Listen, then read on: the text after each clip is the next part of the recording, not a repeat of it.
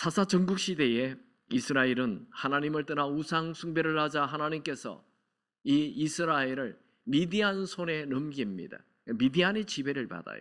그러니까 이스라엘 백성들이 농사를 지어도 미디안 사람들이 와서 다 약탈해 가버리고 소와 양과 그리고 가족까지도 부녀들까지도 끌고 갔던 것입니다. 그러자 이스라엘 백성들은 이 이스라엘 땅에 살 수 없어서 어디로?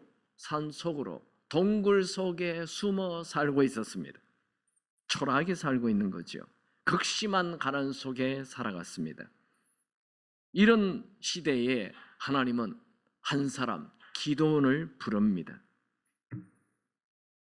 그를 불러 민족을 살리길 원하는 거죠.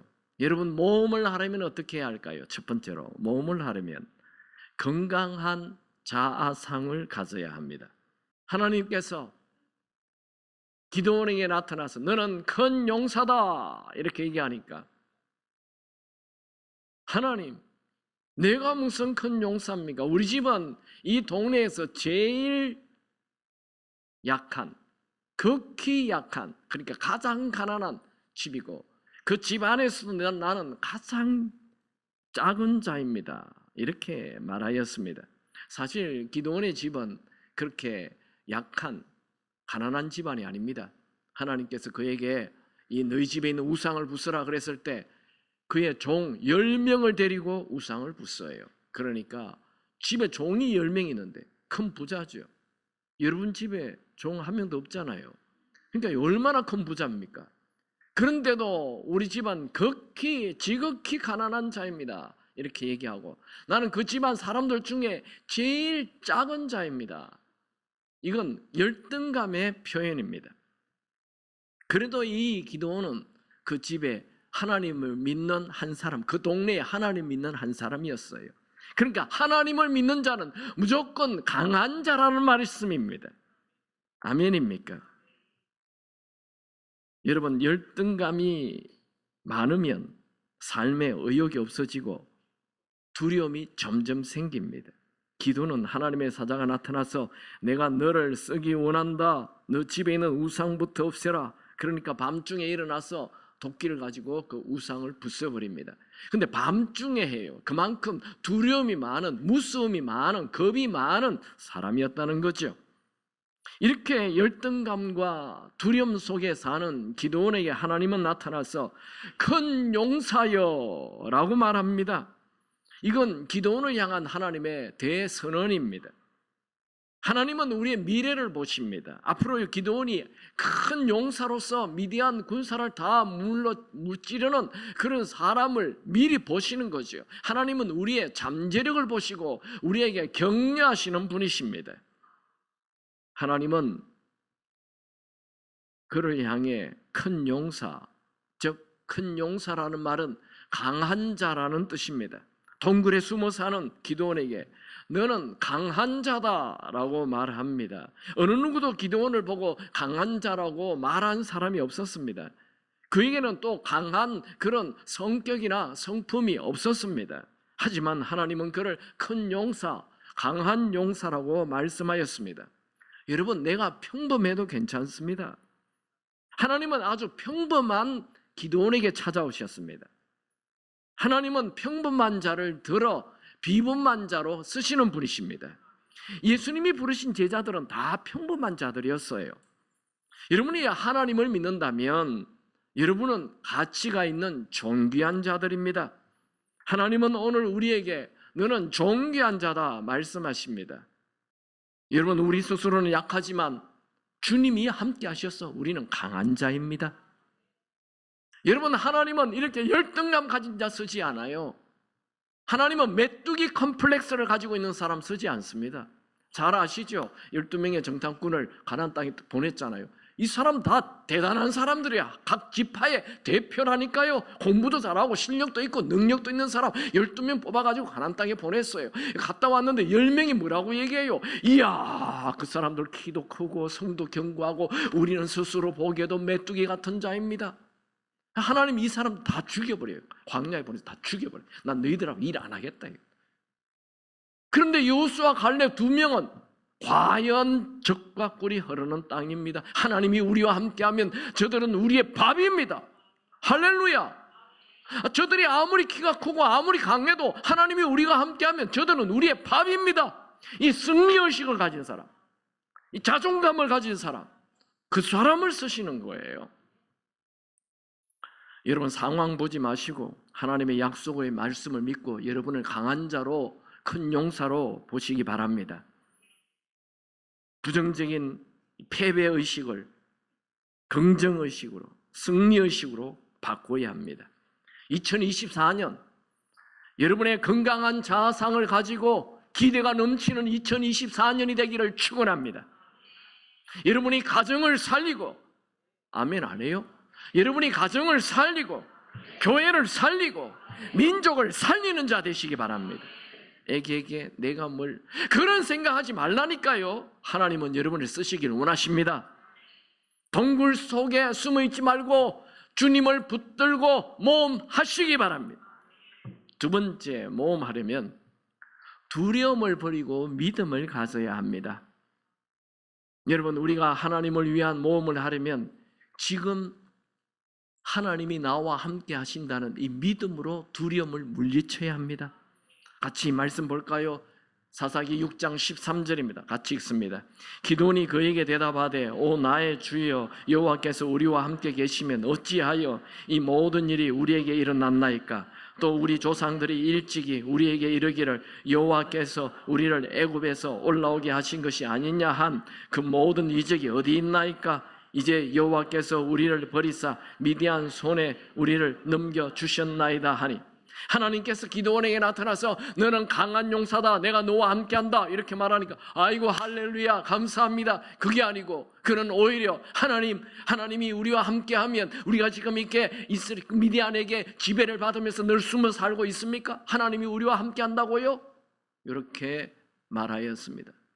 오늘 여러분도 똑같잖아요. 말씀을 여러분은 강한 자입니다, 하나님이 여러분을 종기 쓰는 자입니다 하면 자기 상황을 보고 하나님이 나를 종기 여기면 내 삶이 이 모양 이 꼬라지야? 이렇게 너는 강한 자라면 내가 뭐 강해, 겨우 먹고 살 풀칠하면서 사는데. 지금 기드온의 대답이나 똑같은 거예요. 기드온은 하나님이 함께하면, 내가 강한 자면 이렇게 동굴에 숨어 삽니까? 우리 민족이 늘 이 미디안에게 공격받으며 삽니까? 하나님이 함께한다고요? 이게 기록은 안 됐지만 이렇게 하나님이 함께한다고요?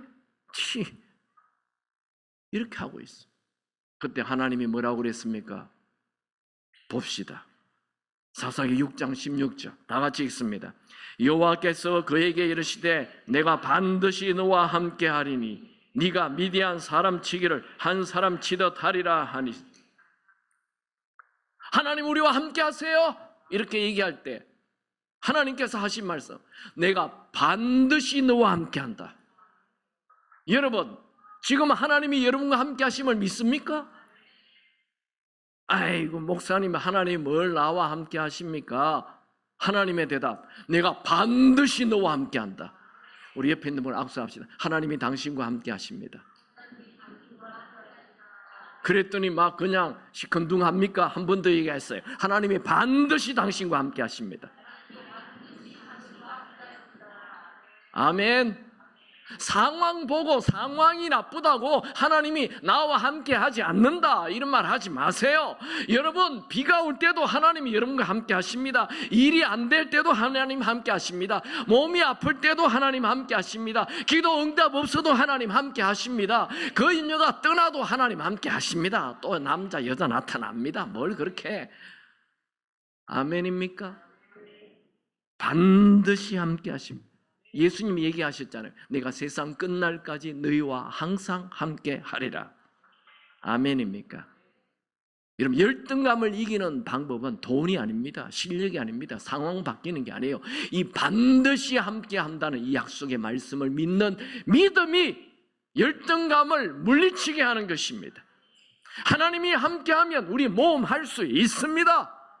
기도는 이제 하나님 함께 한다는 것을 믿고 이제 이 미디안 군사와 싸웁니다. 일단 미디안 군사와 싸울 자를 모았어요. 이스라엘 사람 중에 저 미디안 군사와 싸울 자 모여라 했더니 3만 2천 명이 모였어요. 지금 바깥에 미디안 군사가 몇 명이에요? 13만 5천 명이 있어요. 이스라엘 군사 3만 2천 명, 약 4대 1입니다. 그래, 4대 1이면 한 사람이 4명만 죽이면 이길 수 있다. 자, 용기를 내라. 근데 하나님 뭐라고 그래요? 숫자 너무 많다. 줄여라. 아니 지금 4대 1로 해도 우리가 훨씬 불리한데 숫자가 많다고요? 줄이라고요? 근데 어떤 사람 줄일까요? 봅시다. 어떤 사람 줄였어요? 사사기 7장 3절 같이 읽습니다. 이제 너는 백성의 귀에 외쳐 이르기를 누구든지 두려워 떠는 자는 길라산을 떠나 돌아가라 하리라. 됐어요. 지금 3만 2천 명인데 두려워 떠는 자는 돌려보내라. 숫자 필요 없다. 그거 하나님을 믿는다고 하나님의 군대라고 얘기하는데 두려워 떠는 자는 가라. 소용이 없다. 그래서 결국 300명만 가지고 이제 모험을 하는 거예요. 믿음을 가진, 절대 믿음을 가진 소수로 하나님은 위대한 일을 하는 것입니다. 여러분이 절대 믿음을 가진 그 창조적인 소수가 되기 바랍니다. 믿음으로 도전하는, 믿음으로 모험하는 소수가 되길 축원합니다. 위대한 인생을 산 사람들은 모두 다 하나님이 함께 하심을 믿고 믿음으로 모험한 자예요. 모세는 하나님이 함께 한다는 걸 믿고 그 당시 세계 최대의 왕국 바로 왕 앞에 탁 섰어요. 만약에 모세가 이 모험을 안 했으면 어땠을까요? 그냥 광야에서 장인 양이나 치다가 죽었던 거예요. 하나님은 모세를 위해 놀라운 것을 다 준비해놨어요. 10번의 피, 개구리, 이파리, 악질, 독종, 우박 쏟아지는 이런 기적을 다 준비해놨다니까요. 하나님은 홍해가 갈라질 그 기적을 준비해놨어요. 하나님은 만나가 내릴 기적을 준비해놨어요. 하나님은 구름 기둥, 불 기둥 다 준비해놨어요. 근데 모세가 안 가면 하나도 체험 못하고 그냥 광야에서 양이나 치다가 죽었다. 끝이. 하나님은 준비해놨는데 믿음으로 모험할 때 하나님이 예비해 놓은 것을 차지하게 되는 것입니다. 다윗은 블레셋 군사들이 쳐들어왔고 엄청난 키가 2m 70에서 3m 40 사이에 거구에 골리앗이 나타나서 큰 소리를 칠 때 이스라엘 군사들 다 엎드려 숨었어요. 그런데 다윗 한 명만 나갔어요. 만약에 다윗이 안 나갔더라면 다윗은 왕이 될 기회를 잃어버린 것입니다. 그 당시에 왕이 될 기회가 모든 이스라엘 군사들 앞에 있었어요. 그런데 아무도 모험하지 않아 왕이 될 기회를 다 놓친 것입니다. 여러분의 삶에 하나님은 여러분을 왕이 될 기회를 앞에 놓았어요. 그런데 여러분들이 모험하지 아니하면 그 왕이 될 기회를 차지할 수 없습니다. 믿음으로 도전할 때 왕이 되는 기회를 가지는 것입니다. 세 번째, 모험을 하려면 오늘 행동해야 됩니다. 행동해야 됩니다. 자아상을 바꾸고 믿음을 가지는 것, 그거 내가 하는 거잖아요. 그거 할 수 있을 것 같아요. 그래, 나도 이제 좀 건강한 자아상을 가지고 이 패배주의 버리고 그래, 이제 하나님의 손 붙들고 내 믿음 가지고 이제 내 산다. 여기까지는 좀 할 것 같은데 액션! 두려운데요? 행동하라면 안 해요. 기도는 300명의 군사를 가지고 13만 5천 명이 있는 그 사람, 그 무리를 향해 액션! 행동을 합니다. 와, 대단하죠. 여러분, 하나님이 쓰시는 소수의 사람이 되기 바랍니다. 기도는 상대방의 군사가 너무 많다고 물러서지 않았습니다. 그는 불가능한 상황 속으로 몸을 던집니다. 누가 봐도 미친 짓이에요. 여러분, 13만 명이 있는데 300명이 들어간다고요? 그거는 자살행위입니다. 그건 죽음입니다. 말도 안 되는 겁니다. 여러분, 모험은 말도 안 되는 것을 하는 것을 모험이라는 것입니다. 그것으로 어떻게 되었습니까? 그것으로 기드온의 운명이 바뀝니다. 인생이 바뀝니다. 그것으로 그 나라가 바뀌게 되는 것입니다. 300명의 기드온의 군사들이 밤에 미디안 연합군들을 쭉 포위해서 항아리에 횃불을 놓고 갑자기 항아리를 깨어버려요.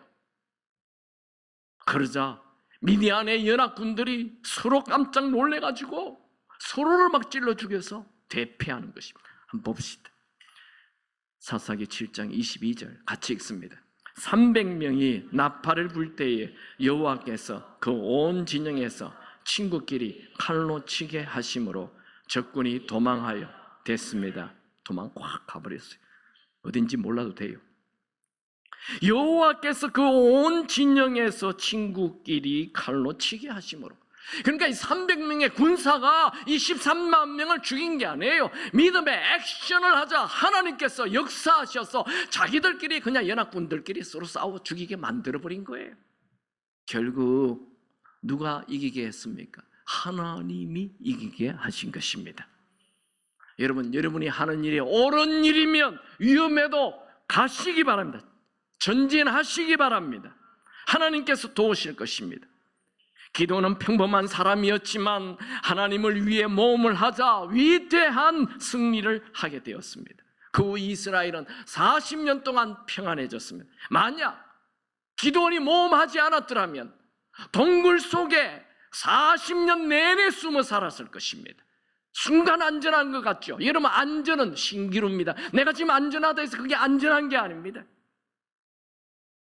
눈에 보이는 어려움 때문에 모험을 중단하지 마십시오. 베토벤은 음악가로서 최고의 장애 청각을 잃어버렸습니다. 여러분, 음악하는 사람이 귀가 안 들린다 음악 못하는 거예요. 모든 사람들이 이제 음악 끝이라고 얘기하는 거죠. 보통 사람 같으면 음악을 내려놓았을 것입니다. 그러나 그는 포기하지 않고 계속 작곡을 했습니다. 완전히 청각을 잃어버렸지만 그때 위대한 교향곡 9번 합창이 작곡이 됩니다. 여러분, 큰 위기는 한 번 더 도전할 때입니다. 모든 사람들이 불가능한 상황이라고 말할 그때 한 번 더 모험해야 합니다.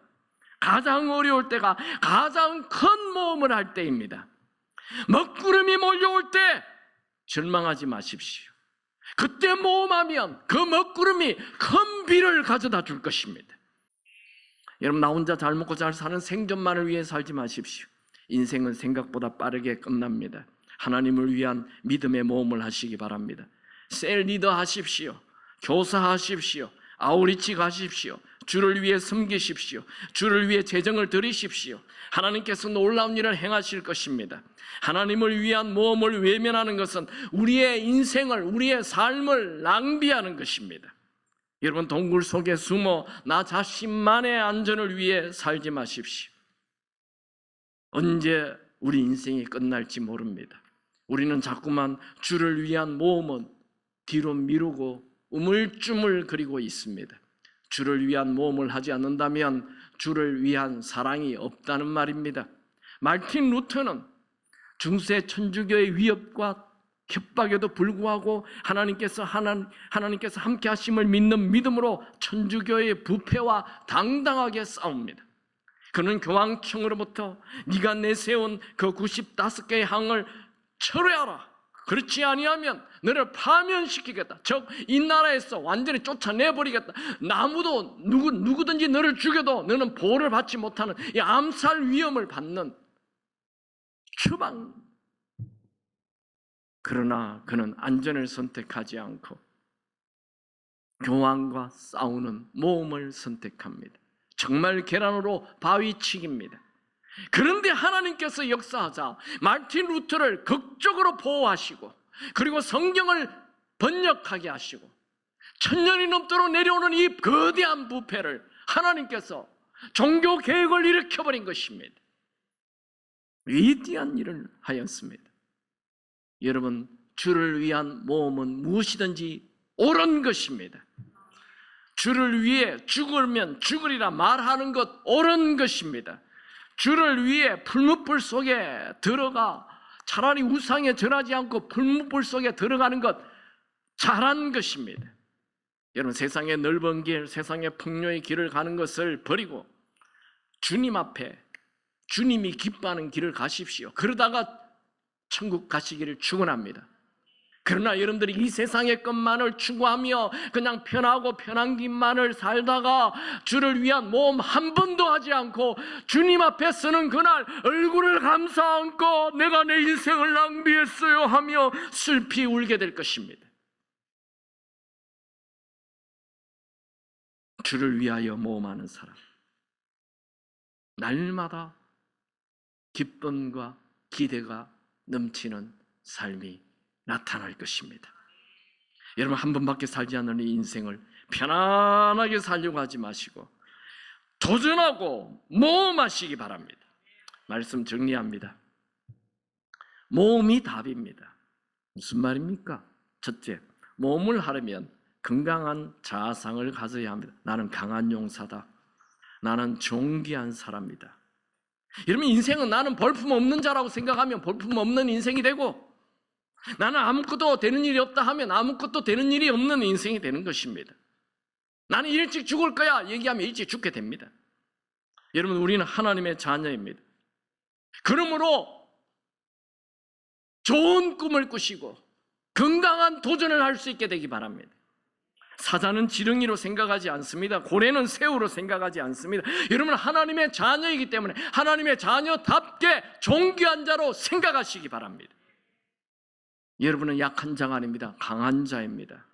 여러분, 무가치한 자가 아닙니다. 여러분, 존귀한 자입니다. 여러분, 피해의식 가지고 살지 마시고 승리의식을 가지고 이기는 의식을 가지고 사시기 바랍니다. 하나님은 건강한 자아를 가진 자를 쓰십니다. 두 번째, 모험을 하려면 두려움을 버리고 믿음을 가져야 합니다. 두려워하는 사람 모험할 수 없습니다. 두려워하는 사람은 자꾸 상황만 봅니다. 두려움을 이겨내려면 나쁜 상황 너머에 계신 하나님을 바라봐야 됩니다. 믿음은 상황이 아무리 나빠도 하나님이 함께 하신다는 것을 믿는 것을 믿음이라고 합니다. 하나님은 믿음을 가진 자에게 역사하십니다.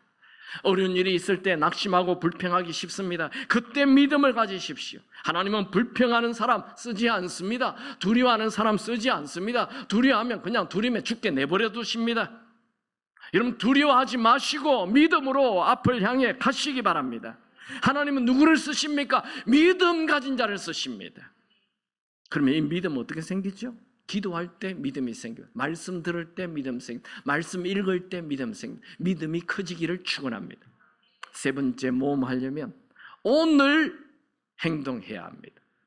믿음을 가진 자는 남들이 다 포기할 때도 꿋꿋하게 오늘 최선을 다하면서 전진하는 것입니다.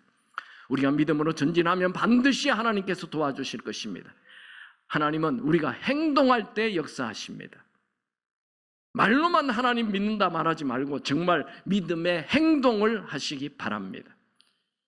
이 새해에 믿음으로 모험하여 하나님께서 여러분을 위해 예비해 놓은 것을 다 누리는 자 되시기 바랍니다. 여러분, 하나님은 우리 앞에 수많은 하나님의 은혜를, 축복을 예비해 놓았습니다. 그 축복과 은혜는 모험할 때 차지합니다. 다시 시작하십시오. 다시 도전하십시오. 다시 모험하십시오. 인생의 모든 문제는 믿음의 모험이 답입니다. 문제는 답이 있어요. 모험이 답입니다. 한번 제가 도표 한번 볼까요? 여러분, 여기 오늘 말씀을 보면 기도는 동굴 속에 숨어 살잖아요. 기도는 동굴 속에 숨어 살았어요.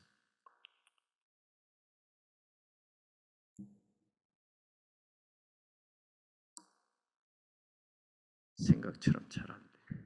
죄송합니다. 안 되네. 할 수 없다. 이 건강한 자아상을 가져야 합니다. 건강한 자아상. 우리가 건강한 자아상이 있어야 모든 일을 모험을 시작할 수 있어요. 건강한 자아상 위에 믿음을 플러스해야 돼요. 그리고 건강한 자아상과 믿음을 가지고 액션 할 때 그게 결국 모험이 되는데 기적이 일어나는 것입니다.